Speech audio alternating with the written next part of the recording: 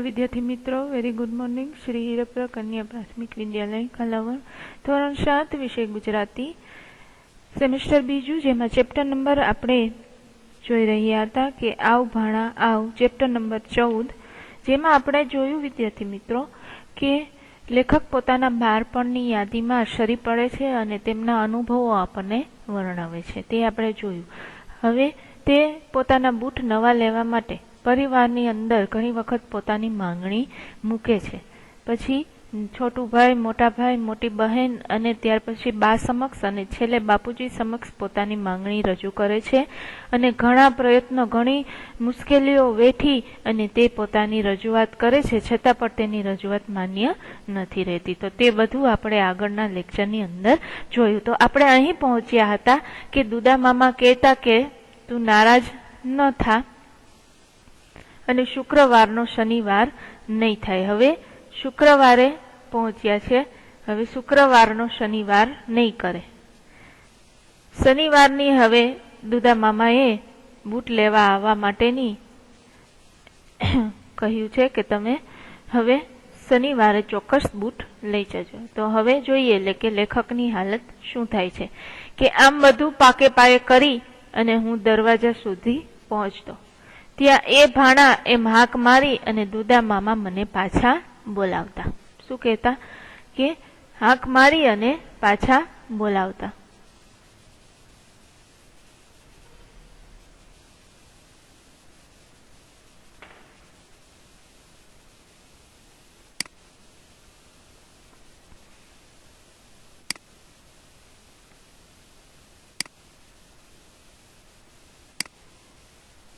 હવે બધું પાકે પાયે કરી દેતા કે શુક્રવારનો હું શનિવાર નહીં થવા દઉં અને લઈ જજે, એમ કહે છે। આ બધું પાકે પાયા કરી, બધું નક્કી કરી અને પછી દરવાજા સુધી પહોંચે ત્યાં પાછા દુદા મામા બોલાવે અને કહે કે જો ભાણા ઉઘાડા પગે આવજે અને બૂટ પહેરીને જાજે। એટલી બધી લેખકને દુદા મામા વિશ્વાસ અપાવતા કે તું ઉઘાડા પગે આવજે અને પાછો બૂટ પહેરીને જાજે। આટલી સૂચના મળતા જ હું એટલો લહેરમાં આવી જતો અને ઉમંગમાં કુંવરજી વાઘજીની દુકાન પણ વટી જતો। એટલો આનંદ થતો કે હવે તો નક્કી થઈ ગયું અને દુદા મામાએ મને ઉઘાડા પગે આવવાનું કહ્યું। 6 મહિનાથી હું ઉઘાડા પગે તો છું જ, પાછું એવું મનની અંદર યાદ કરી લેતા। શુક્રવારે દુદામાં હવે શું બહાનું કાઢે છે તેનો પ્રથમ વિચાર કરી માનસિક રીતે તૈયાર થઈ અને એમની દુકાને પહોંચતા। તે એ કઈ કહે તે પહેલા જ હું કહી દેતો કે લાવો મારા બૂટ।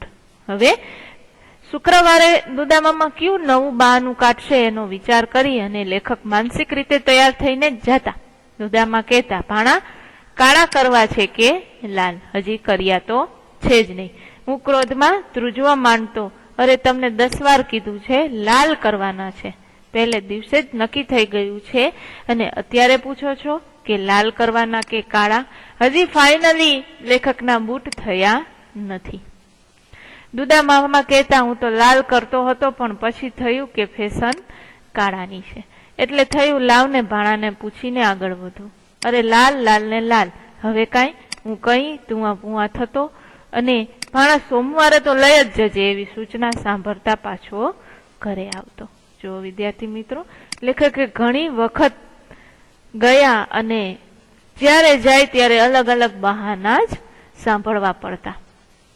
આ વખતે એકદમ ગુસ્સે થઈ જાય છે લેખક અને કહે છે કે લાલ લાલ અને લાલ જ કરવાના છે અને ભાણા સોમવારે લઈ જજે એવી સૂચના પણ પાછા દેતા। વળી સોમવારે પહોંચીને કહેતો લાવો બૂટ। દુદા મામા સામે દિવાલ પર ઓઠામાં ગોઠવી રાખેલ જોડ બતાવી કહેતા જો રહ્યા। શું કહે? હવે જે ઓઠો છે એટલે કે જે બૂટ છે એ તૈયાર થઈ ગયા હોય અને તેના માપ અને આકારનું એક લાકડાનું સાધન બનાવેલું હોય, જ્યાં બૂટ તૈયાર થઈ ગયેલા હોય રાખવાના હોય, ત્યાં બતાવતા કે જો તારી જોડ તૈયાર થઈ ગઈ છે। હું જોઈ રહેતો લાલ ચમકતા અણીવાળા વાદરીવાળા। હું ઓઠા સાથે બૂટ લઈ જવા અધીરો થઈ જતો, આગળ વધતો। ત્યાં દુદા મામા કહેતા ભાણા 2 દિવસ ઓઠામાં રાખવા પડશે, નહીતર શું થશે? ડંખ પડશે। એટલે કે નવા બૂટ હોય તે આપણે પહેરીએ તરત જ એટલે આપણને પગની અંદર ડંખ પડે છે. એટલે એમના માટે એક બીબું બનાવેલું હોય બૂટ માટેનું, જેમાં એને બનાવેલા બૂટને 2 દિવસ રાખવા પડે. હવે આ છેલ્લું બહાનું હોય કે તૈયાર તો થઈ ગયા પણ હવે તેને 2 દિવસ રાખવા પડે. એમની વાત મને વ્યાજબી લાગતી. હું કહેતો ભલે રાખો ઓઠામાં, બસ 2 દિવસ પછી આવીને હું લઈ જઈશ. આટલા દિવસ જો લેખકે રાહ જોઈ તો હવે 2 દિવસમાં તો કઈ વાંધો નથી. 2 દિવસ પછી ગયો તો બૂટ પણ નહીં અને ઓઠું પણ નહીં. મેં કહ્યું ક્યાં છે મારા બૂટ? હવે છેલ્લી વખત લેખકને એમ હતું કે હવે છેલ્લા 2 દિવસ જ કાઢવાના છે, પણ પાછા જાય છે ત્યારે ઓઠું પણ નથી અને બૂટ પણ નથી, 2 ગાયબ છે. અરે ભાણા, કहीं દુદામાં પાછી શરૂઆત કરતા. વાત જાણે એમ થઈ કે સીતાપુરથી મગનભાઈનો સુરેશ આવ્યો. એ આ બૂટ જોઈ ગયો અને હઠ લીધી, મારે તો બસ 8 બૂટ જોઈ. તે શેઠે ફૂલજીભાઈને મોકલ્યા. સુરેશ હારે આવ્યો અને બૂટ લઈ ગયો. મને થયું ભાણાને આથી શાળા બનાવી દઈશ. હવે જો એમ કર, પરમ દિવસે મંગળવારે લઈ જજે. 2 દિવસ આમ કે આમ. વળી પાછું દુદા મામાએ કંઈક અલગ જ બહાનું કાઢ્યું અને બીજાને વેચી દીધા. હવે પાછું એટલું આશ્વાસન પણ આપે છે કે તને આનાથી સારા બનાવી દઈશ. જો એમ કર, પરમ દિવસે મંગળવારે આવજે. હજી લેખકને પોતાના બૂટ નસીબમાં નથી. વળી મંગળવાર આવ્યો, હાજર થયો. દુદામાં એ સ્વસ્થથી શાંતિથી મેળામાંથી ચોપડો ઉતાર્યો, ખોલ્યો, મારી સામે મૂકતા કહ્યું, મૂક ભાણા આમાં પગ. હું અવાચક થઈ ગયો, આશ્ચર્યચકિત પામી ગયો. આંખે અંધારા આવી ગયા, મારો અવાજ ફાટી ગયો. શા માટે? આટલું જ બોલી શક્યો. આગલું પરમાણુ એટલે કે માપ, હાથ વગવું નથી એટલે કે મળતું નથી. મૂળ વાત એમ હતી, હું તને કહી શકતો ન હતો એમ કે ભાણો મને ખીજાશે. શેના માટે એટલું બહાનું કાઢતા હતા કે આગલું માપ હતું ઈ ખોવાઈ ગયું હતું, એટલે ઈ કહી નહોતા શકતા, એટલે વારે વારે આવા નોખા બાના કાઢતા હતા. અને તેમને મનની અંદર ડર હતો કે મને ભાણો ખીજાશે. આ રીતના બહાના અને મારા અવિરત ધક્કાને અંતે મેં 8 મહિને મને બૂટ મળતા. એક બૂટની જોડી માટે લેખકને 8 મહિના સુધી આવા ધક્કા ખાવા પડતા. આકરી તપશ્ચર્યાનો અંતે અંત આવતો, ખૂબ જ પરિશ્રમનો અંતે અંત આવતો. દુદા મામા સાચે જ મને બૂટ આપતા. વડીલોની બારોબાર મળેલી સૂચના મુજબ બૂટ 1 આંગર મોટો સીવડાવતો, જેથી 2 વર્ષ ચાલે. આપણે કોઈ પણ વસ્તુ લઈએ તો આપણે આગળના વર્ષનો વિચાર કરતા, એટલે અગાઉના વડીલો બૂટ પણ 2 આંગળ મોટા સીવડાવતા, જેથી કરીને 2 વર્ષ વધારે ચાલે. પણ મને તો બૂટ મળ્યો એનો આનંદ હતો. એ પહેરીને નીકળતો ત્યારે મને બજાર સાંકડી લાગતી. જોકે મેળા, લગ્નગાળો, પરીક્ષા, દિવાળી એવા બૂટ પહેરવાના પ્રસંગો તો એમને એમ જ વીતી જતા, કારણ કે 8 મહિના સુધી તો બૂટ સિવાયને આવતા નહીં, તો ત્યાં સુધી તો એકેય તહેવાર બાકી રહે નહીં.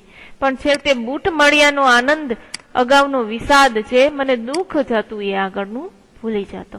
જ્યારે નવા બૂટની માંગણી કરું ત્યારે અહીં વર્ણવેલા બધા જ દ્રશ્યો ફરી પાછા મારે અચૂક ભજવવાતા જ પડતા.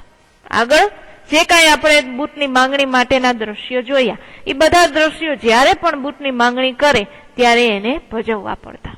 વારના નામમાં ફેર પડે, વારના નામ ફરી જાય. શુક્રવારનો શનિવારે આવજે, સોમવારનો મંગળ, બુધ, ગુરુ જવા દે, ગુરુવારે આવજે, એવા વારના નામ ફરતા, પણ વાયદાની રીતમાં કોઈ દિવસ ફેર ન પડતો. પણ જે વાદો કરતા કે હું તને બનાવી દઈશ, એમાં કોઈ દિવસ ફેર ન થતો.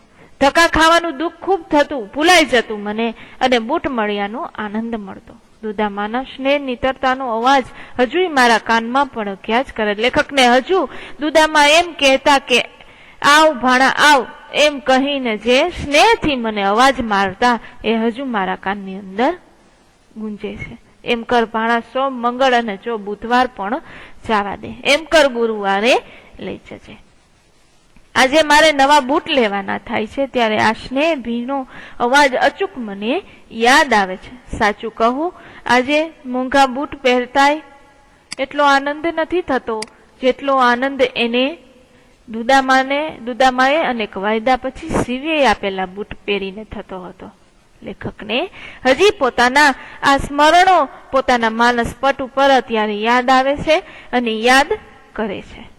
તો અહીં આપણો આવી હાસ્ય કથા એક રીતે જોઈએ તો હાસ્ય પણ આપણને આમાં ઘણું બધું અપાવે છે કે કેટલા ધક્કા ખાતા લેખક અને અંતને છેડે કંઈક અલગ જ જવાબ તેમને મળતો. તો અહીંથી આપણી આ હાસ્ય કથાને પૂર્ણ કરીએ.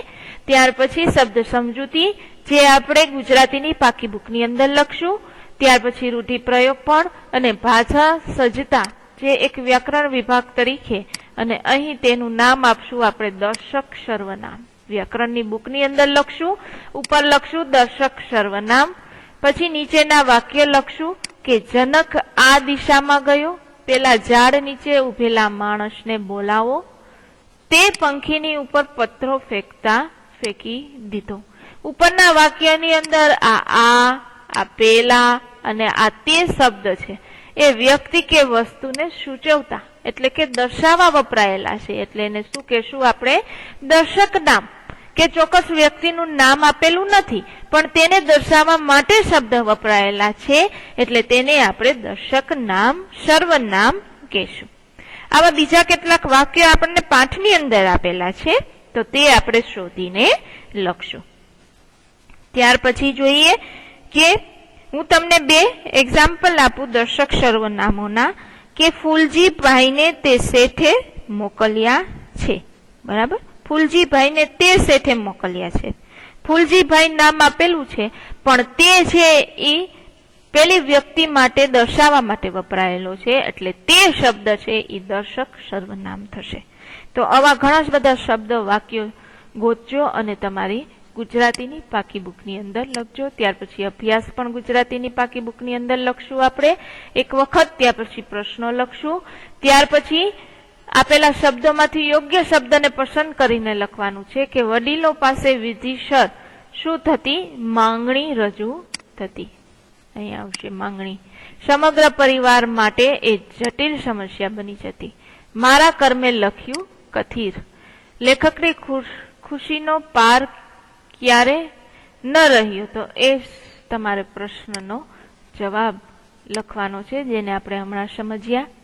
ત્યાર પછી શબ્દનો ઉપયોગ કરી અને વાક્ય પાછું બોલવાનું છે. એક એક વાક્યમાં ઉત્તર લખવાના રહેશે અને યાદગાર કોઈ પ્રસંગ હોય તો તેના વિશે તમારે 10 વાક્ય લખવાના છે. અને મારા કર્મે લખ્યું કથિર જે પંક્તિ છે એ પાઠના આધારે તમારે સમજાવવાની છે કે આ પંક્તિનો પાઠમાં શું આપણને કઈ આધારે આ પંક્તિ આપણને પાઠની અંદર સમજાવી છે. તો આપણે સમજ્યું કે ભાઈ લેખકને જૂના બૂટ જ પાછા સમા કરવા માટે જે સૂચના આપવામાં આવતી તે. તો અહીં આપણો આ રમૂજી પાઠ એટલે કે હાસ્ય કથા પાઠ પૂર્ણ કરીએ છીએ. Thank you.